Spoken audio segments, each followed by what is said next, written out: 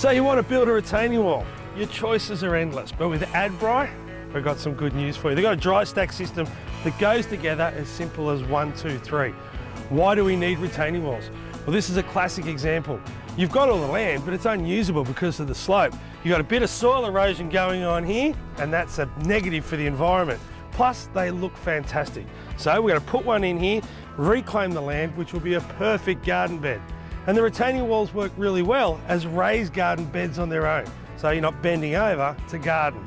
But where do you start? Well, you start at the ground and work up. So the first thing you need to do is mark out where your retaining wall is going to be so you can dig your footing. I've got this existing concrete slab here, and this is the most important corner that you're going to see when you drive in. So I'm going to start here. If I work off that 90 degrees, I'll go back that way and 90 degrees this way. I'm going to do about 3 meters dead straight. So I'll mark that point out. I can join the dots later. And then I'm going to curve it back to that post there, because with the dry stack walls, you can put curves in. There's a couple of ways you can do the curve. If you trust your eye, you can do it by hand. But have you ever tried to draw a circle? It's pretty hard. Grab a hose, a rope, or a piece of conduit, lay it out, stand back, look at it, and then just follow the line of it.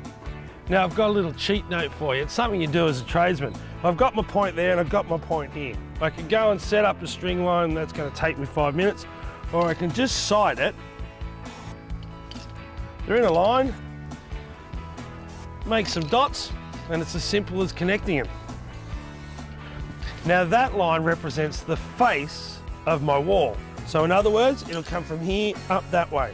With the footing underneath, I need it to be wide enough to pick up that plate compactor. So I need to go in front of the wall and behind the wall. So simply just tracing about 150 mil in front of that line will mean my footings will come forward, the wall sits in the middle, and that's the strongest position it could possibly be in. The next step is to impersonate a council worker and lean on the shovel, because there's no dig, dig, dig before you ring, dive before you dig. And when you dig, don't go crazy, just ease yourself into it. Get a touch feel. When building walls that require a step up like this one, you'll need to identify the step up point. This is determined by the slope of the land. To do this, you'll have to excavate along the trench until your step up height is equal to the depth of your footing plus about 1.5 block. We do all this to ensure that when you step up, you still have half a block buried and keyed in, adding strength to your wall. All right, so I've done the excavation for the footing and we're going to start building that footing up. First, I'm going to put in about 150 mil of road base and hit it with a whacker. That'll push it down a little bit and compress it to about 130. Then I'm going to go over the top a little bit like icing a cake with a really weak mix of sand and cement. About 8 to 1 or 10 to 1's fine. That way you can trowel it off and get it dead flat. The perfect footing to lay your first block. Now that first block will still be a little bit into the ground, about half of the block.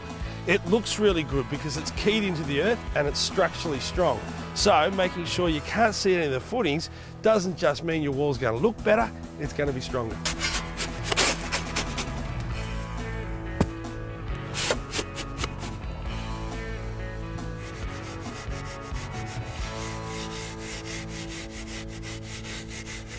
Now, as far as your mix goes, what I do and what every brickie would do is mix the sand and cement dry. It's a lot easier, just like mixing a cake, to get all the ingredients mixed through before you add the water.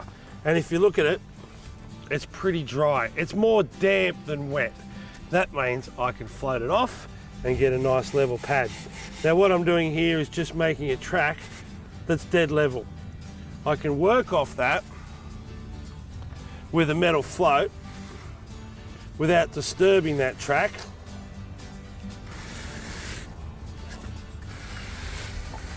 Just cutting into the sand and cement like a knife would cut into butter.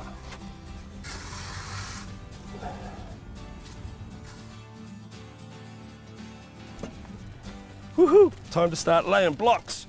Now I'm going to start in this corner here for a couple of reasons. I've got something to line it up to, but it's the most visible spot. It's where you use this driveway and walk down the street, and you see this the most often. Now I'm going to lay another block here and a block here and check it for square. If you start square, you'll finish square. What I like about the Versawall is you don't have to butter the bricks up or the blocks up and worry about carrying a block that's got mud on it.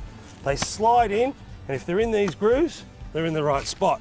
But when you look at the standard Versawall, you can see that it's got these 8 lugs on it. What you need to do is remove the first 2 so the right corner can sit over the top. As you go up, you need to remove those first 2 on every block that's nearest the corner.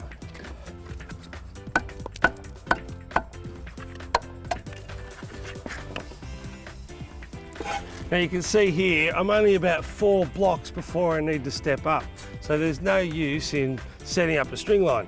I could use a level or a straight edge to get it exactly right. Anything more than a couple of meters, you definitely need to get a string line. There's no other way to get it super accurate.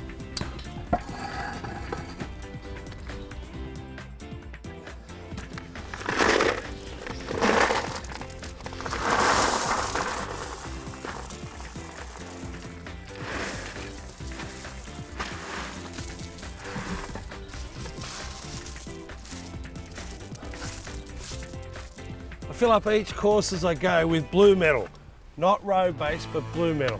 Blue metal doesn't have any small aggregate, so it's free draining. If water does get in there, it'll go down to the base before it wants to come out the face of your wall. Don't go too high. If you do, grab yourself your little broom and give it a really good clean, because pebble underneath your next block is going to drive you nuts. And if any falls out the back, it doesn't matter, it's just a little bit more drainage. An ag pipe's not a necessity, but it is another guarantee that you're going to have no problem with drainage.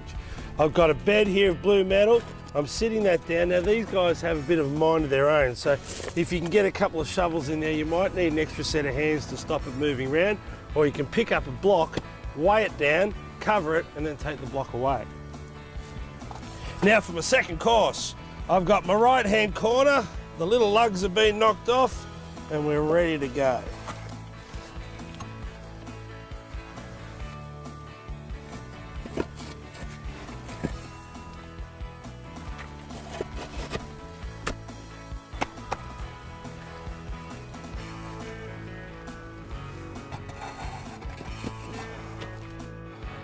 And it's as simple as that. You can repeat the process. There's nothing more to learn except infill, backfill, infill, backfill. As you go up with your wall, infill first, backfill behind it later. The infill will hold it in place and the backfill will help you with the drainage issues. Now you know I love Versawall, and doesn't it look smart when you see it like this?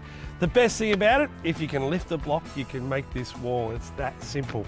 But did you know you can make curves with it, whether you want to go out or go in, concave or convex. If you're going out, you just start laying the blocks and you leave a small gap at the back. If you're going in, what you need to do is grab yourself a lumpy and knock off the back right-hand corner, and do that for the whole course as you're creating the curve. Now you can't be too ambitious, because then the next course will hang over the top of it and it won't look very nice. But if it's a nice gentle curve, it looks $1 million.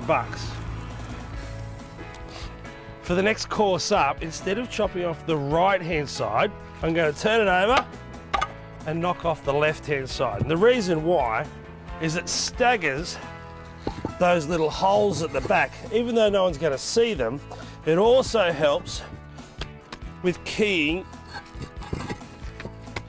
my blocks in, so you don't have massive hangovers. And I don't know anyone who likes a hangover. So construction's done, we've just got to put the capping stone on the top. Now at the moment, we've used no adhesive whatsoever. It's gravity that's holding it in place. But the capping stone, we're going to glue that down and put it into place. Remember these lugs? The lugs that made it so easy to put the blocks down because they could only go in the one spot? Well, for the last course, we need to knock them off. Now I'm just going to use a scutch hammer. That's a little scutch in there. You can replace them when they wear out. Make sure you put glasses on, because when you hit it, there's a potential for it to fly up. Give it a little sweep off so you've got no little tiny pebbles or particles for your capping to wobble on. And we're ready to go. Now, like I said when I started on this corner because it's the most important point. As far as the header goes, it's exactly the same. I've cut 2 down to create a 45, so it looks like I've got a full on the corner. And what I like to do is lay a few out dry. They've got lugs on the bottom of them as well, so they can only sit in one place. They do have a face. All right, I've got 2 there. That's in the way. Move that around. Yep, I'll put the first 2 stones in the right spot so I can get started. I'm going to glue these 2 first and then work away from there.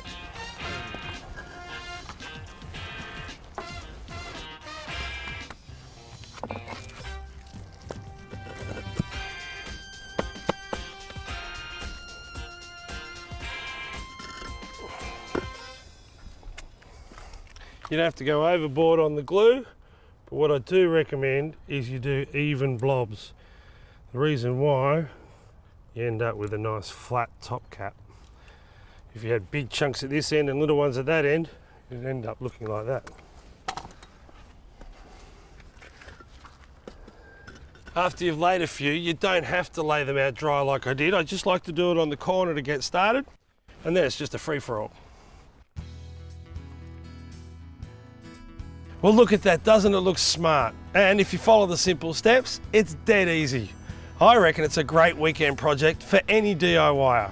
With Adbri, you can build a retaining wall this weekend. Good luck!